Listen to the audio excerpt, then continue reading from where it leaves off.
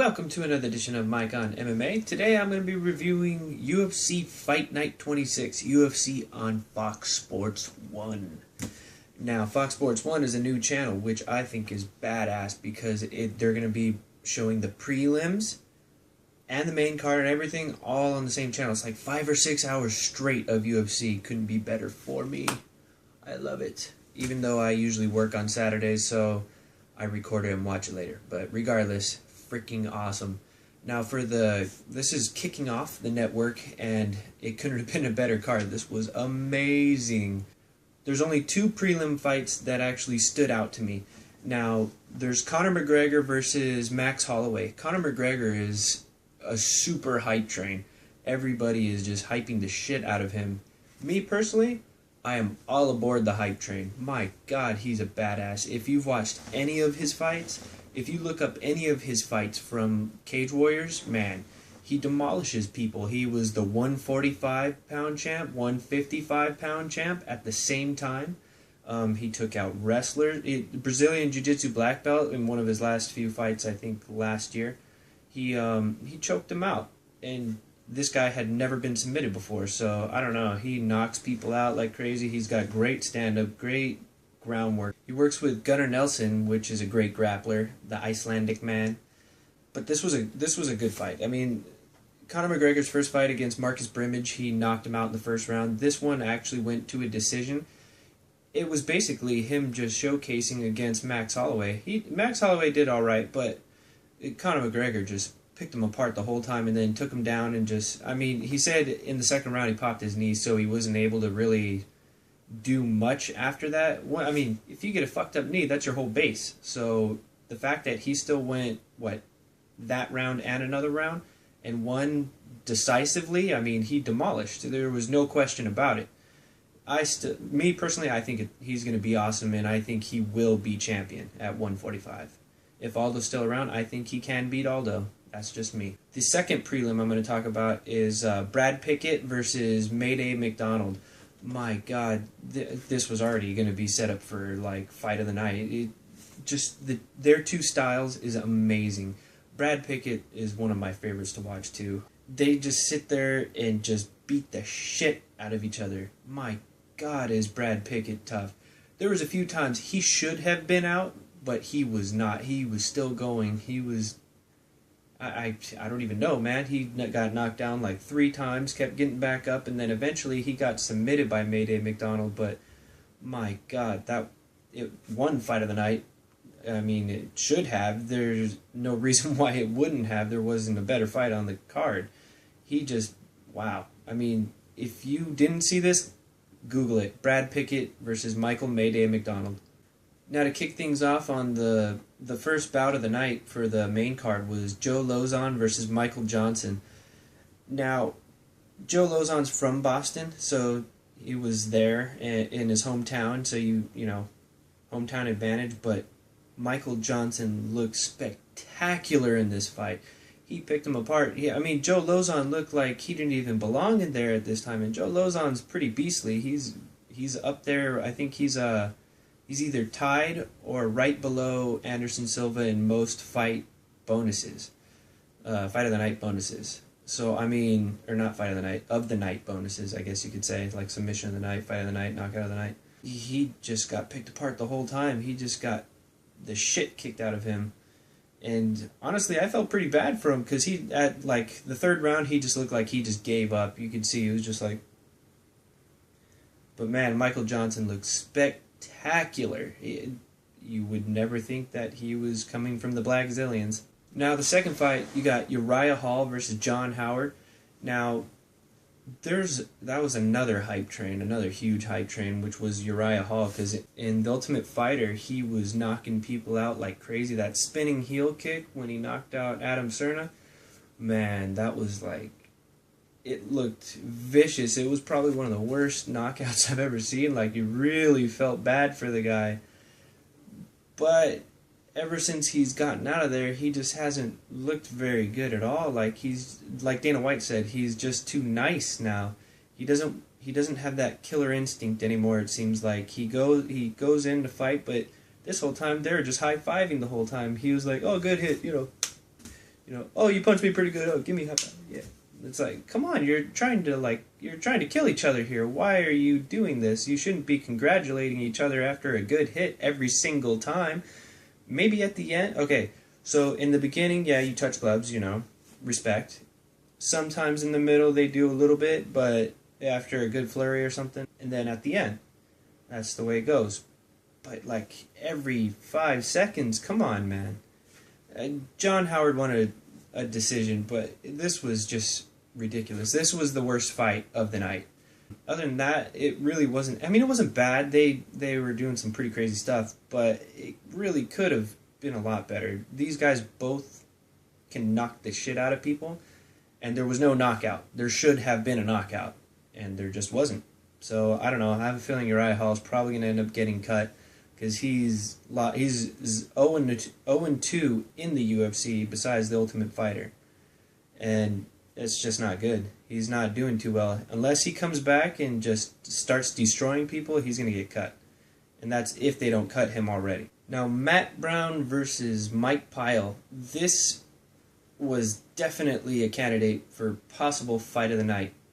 But, man, did Matt Browne just demolish. Talk about knockout of the night. He just knocked him out. I think it was within like a minute or so. Maybe, I don't even know if it went, well, probably about a minute, maybe 2. It knocked him out cold. And I think he was arguing after that, but no way. He'll have to rewatch it and see, oh yeah, hell yeah, I was knocked the fuck out. Man, Matt Browne is becoming a freaking train. He's just knocking through people just like Johnny Hendricks was, which is funny because he's kind of trying to pull the whole same Johnny Hendricks thing, calling out GSP, come on, where you at, George? Like, which is kind of funny because GSP and Hendricks haven't even fought yet, and he's already calling out GSP. But obviously, everybody thinks GSP is going to win. I think GSP is going to win. And Matt Browne has nowhere near the skill set to beat GSP. So it's just funny. Everybody's they're to get to GSP now. I guess you just got to call him out and talk shit to him. It's the only way. You got to hype up your fight in order to get there. It's really funny though because everybody that gets put in front of GSP, he just mops the floor with them. Everybody complains about him finishing, not finishing his opponents, blah, blah, blah, blah. But GSP still beats the hell out of people for 25 minutes. And he wins very decisively. So, he goes in there with very high competition. So I'd like to see you guys go in there and try to finish these guys. Because it's not going to happen if GSP can't do it. Alright, Uriah Faber versus Iuri Alcantara, or Alcantara, however you say it in Brazilian, I don't know. But this fight was damn amazing. Freaking Uriah Faber running out there and Iuri just flipping him over. I was like, whoa, holy shit. Holy shit. Amazing fight. This was back and forth. This was just ridiculous. But Uriah Faber came out on top. He was amazing in this. He was Uriah Faber, Uriah Faber is very, very good. For some reason, he only loses when he fights for the title, but he wins every single other fight. So unless he's in a title fight, don't bet against Faber. Now this fight kind of disappointed me a little bit. Alistair Overeem versus Travis Browne. Alistair Overeem looked really good in the beginning. It looked like they were about to call it a few times because he was just beating the fuck out of Travis Browne against the cage. He had him against the cage on his knee, and he was just sitting there pounding away on him. There was at one point it did look like he hit an illegal knee, but you never know. It might have happened. It might have hit him in the shoulder. I don't know where it hit. They didn't really show a good angle on it, so it's hard to tell. But this is what happens with Alistair Overeem. He does good, then he gets cocky. And as soon as he gets cocky, he gets lazy. And then he just lets his guard down and he thinks he's unstoppable. And that's exactly what happened. He did great, and then he thought he was the shit, and Travis Browne kept throwing the same kick probably like 100 times. He threw it like 5 times in a row, then Alistair started walking in and got clipped right in the chin. Front kick right to the face, and he just knocked him down, and as soon as he jumped on him, some people are arguing that Alistair wasn't out. He was out. he wasn't. He might have. He has his hands up a little bit, but it wasn't to protect himself. I think it was more like, I'm not. Like he was knocked retarded. The guy is 6'7", like 240 pounds, slamming hammer fists into your face. Yeah, bullshit. He's not out. I don't believe that. But Alistair's now 0-2, or no, he's 1-2 in the UFC. So there's a good chance he might get cut too. Because for one, he beat Brock Lesnar, but when he was about to fight for the title, he got popped for steroids or testosterone, I guess you could say. And then he came back and he was way too confident against Bigfoot. Bigfoot knocked him the fuck out. And now he did good, but then he got cocky against Travis Browne, got knocked the fuck out. So, I don't know, man. He keeps getting finished. This isn't looking too good for him. Overeem might need to fight in Brazil where he can get a little bit of steroids. Now the main event, which is Shogun Rua, Mauricio Shogun Rua against Chael Sonnen. Which is funny, because Chael Sonnen apparently he just loves fighting Brazilians, because he keeps calling out Brazilians. I don't think he really called out Shogun, but still. And Shogun said he was going to fight for all of Brazil because of what Chael says about Brazil and everything else. And, man, Chael mopped the floor with Shogun. It was the best performance of his career. He just shot in, took him down, immediately ground and pound. And then at one point, Shogun actually took Chael down, which was a surprise, but Chael was able to get back up on top. Then they stood up, and he submitted him. He dropped it. He got him into a guillotine, dropped down, pulled guard, and submitted him. He was either going to submit him or he was going to be out cold, so he tapped. But, my God, who would have thought Chael Sonnen could submit Shogun Rua? For a guy who has no Brazilian Jiu-Jitsu at all, submits a Brazilian Jiu-Jitsu black belt. But that's where that wrestling comes in. If you're a good wrestler, you can submit a Brazilian Jiu-Jitsu black belt. And then, right after immediately calling out good old Vanderlei, Chael Sonnen has got to be the best man on the mic. Hands down, he's a great fighter for one thing.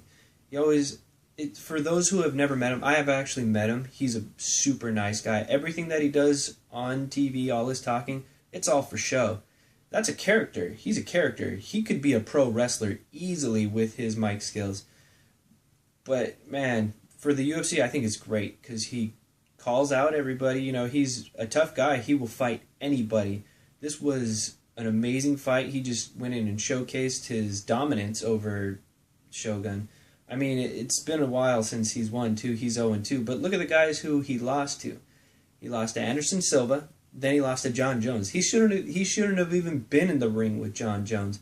But he talked his way into that fight. He talked his way into 2 title fights. Actually, 3.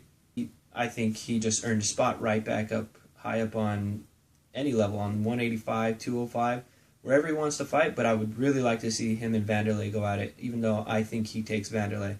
He'll take him to the ground and he'll do exactly what he did to Shogun. Alright, that's it for this one. This is probably dragging on, so I will see you next week. Bye-bye.